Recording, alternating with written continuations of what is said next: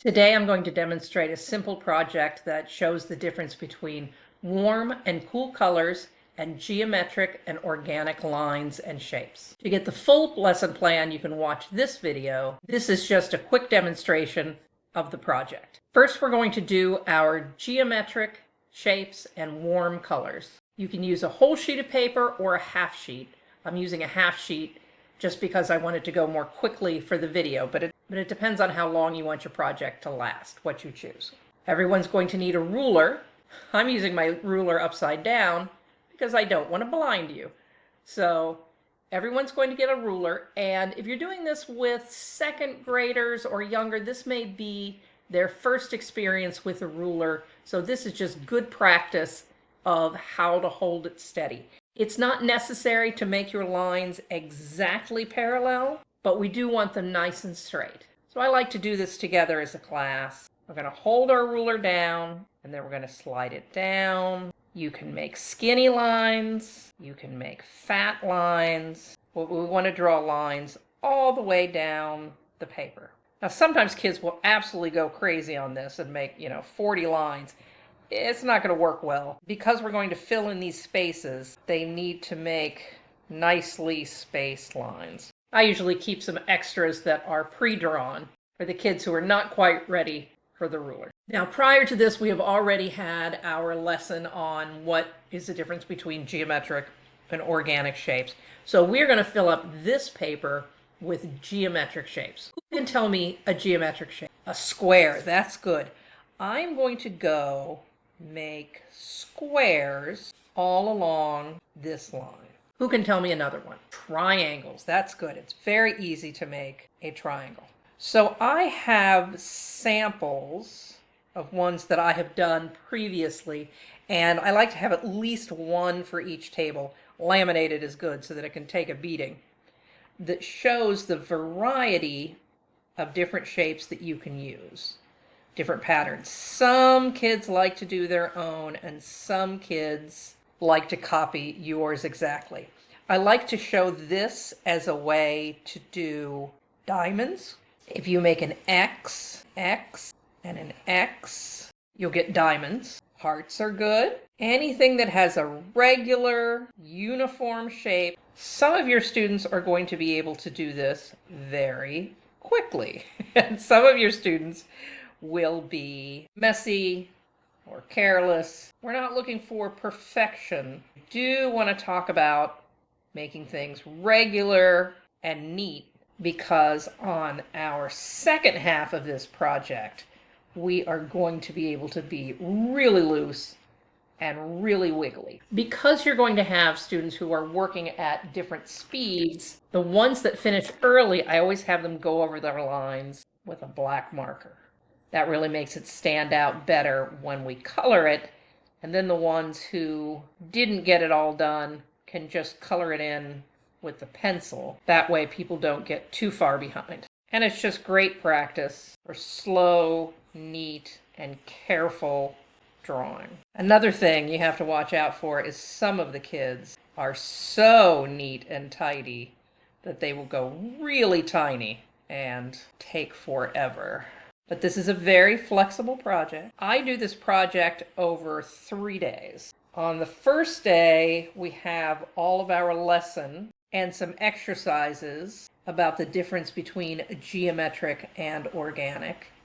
And then we draw this paper. On day 2, we have a little lesson about the difference between warm and cool colors, and we color this in with warm colors. Then on day 3, we will have a little refresher on the difference between geometric and organic, and then we will make our organic picture. It absolutely does not have to be a 3-day project. Now that we have our beautiful geometric shapes, I'm going to go get us some warm colors. So now I have brought out my warm colors. I've got some markers, pencils, crayons. You could easily do oil pastels. I usually like to save the chalk pastels for organic because they're looser. You could easily do this with watercolor or tempera paint as well.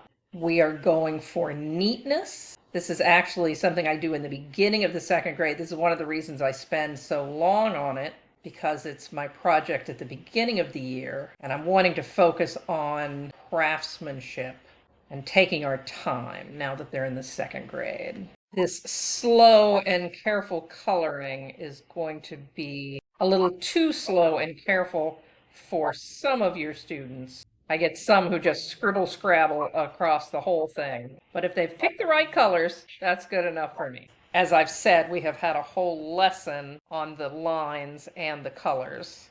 If you want to do this more quickly, just cut down on your lesson time and spend more time on the making. And as I've said, I have another video that talks about this in more detail. This is just a demo. But as long as I'm coloring, I'm going to go ahead and say brown is a warm color. It is not a neutral. Don't make me fight you on this. Just because it's considered a neutral in fashion, in that you can wear it with many colors, it and all people colors are warm colors. On the subject of neutrals, we have already discussed neutrals, black, white, and gray, and we've talked about the fact that neutrals can go either on your warm or your cool art, because neutrals can do whatever they want.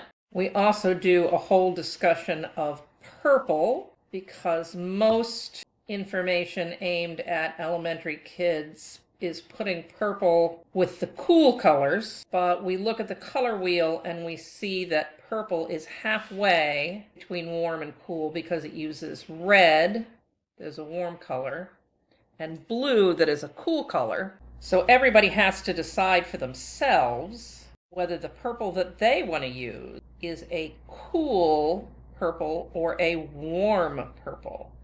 And you can test that on another piece of paper before you use it. But you are the artist and you are the boss, and you get to decide whether you're using that purple as a warm or a cool.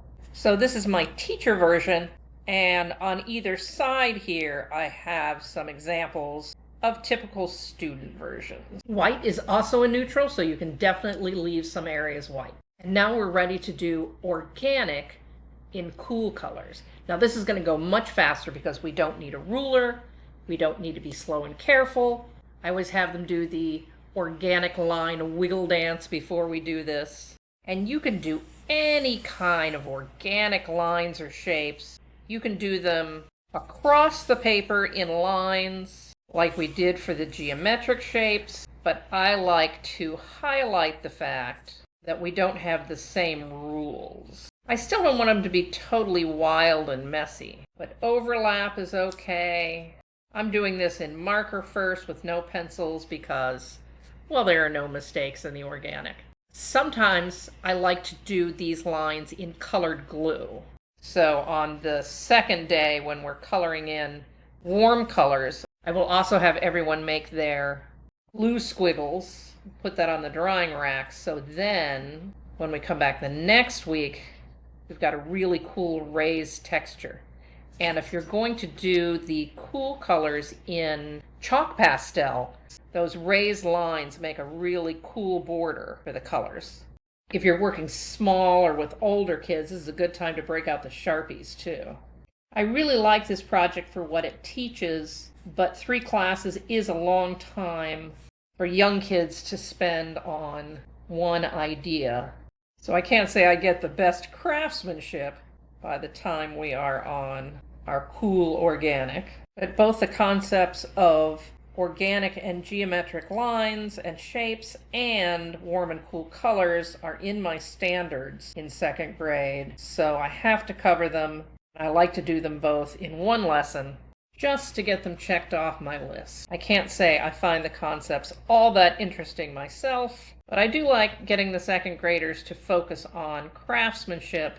In the younger grades, it's been more on concepts and creativity, so I want to set them up for fine-tuning some skills this year as we move into some more challenging projects. Again, on the sides, I have some pictures of some student work in different media to compare to the work of an old woman. And what I'm demonstrating now, is how you could scale this project up to make it more challenging for your older kids. You could lay down the challenge of making art with a combination of geometric shapes and warm colors and organic shapes and cool colors through the upper grades, middle school, and even high school to see how they can interpret that in an abstract way. Okay, I'm going to have to wrap this up or we're going to be here forever. Warm and geometric, cool and organic, simple design, simple tools, endlessly adaptable. I'm Heidi Howe. I have lots of other videos. I'm posting everything I know online before I retire. I hope it's useful to you, and I would love to see pictures of what your students do.